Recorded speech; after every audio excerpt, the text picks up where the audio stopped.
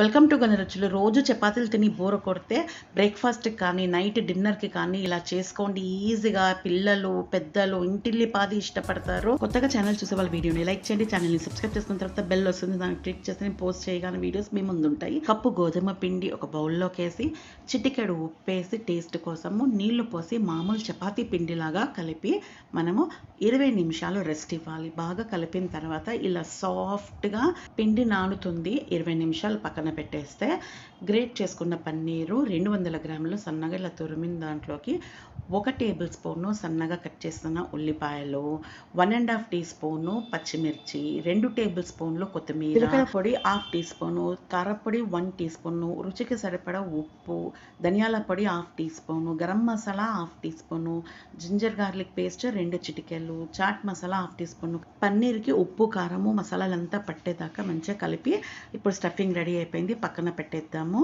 ఇప్పుడు 20 నిమిషాలు అయిపోయింది, సాఫ్ట్గా పిండి రెడీ అయిపోయింది. ఒకసారి కలిపి చిన్న ముద్దంత తీసుకోండి.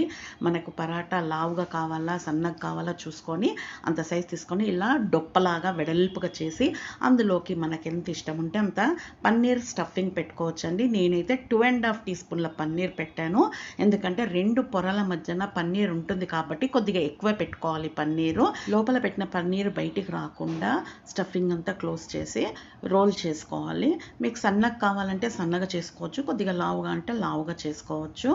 ఇలాంతా రెడీ చేసి పెట్టేసుకున్నాను. స్టఫింగ్ అంతా అది క్లోజ్ చేసుకోవడమే.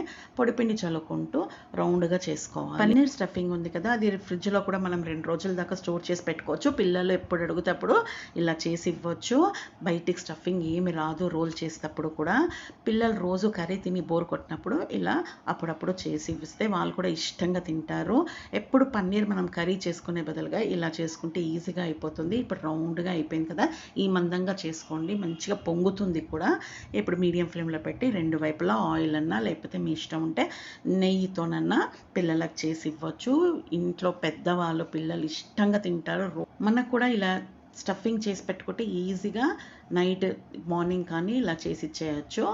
ఇలా పొంగుతూ ఉంది చూడండి, మీడియం ఫ్లేమ్లో పెట్టి ప్రెస్ చేసుకుంటూ ఉంటే చక్కగా పొంగుతుంది. 2 పొరలుగా వస్తుంది, మధ్యలో స్టఫింగ్ ఉంటుంది. 2 వైపులా ఈవెన్గా ఫ్రై చేసుకోవాలి.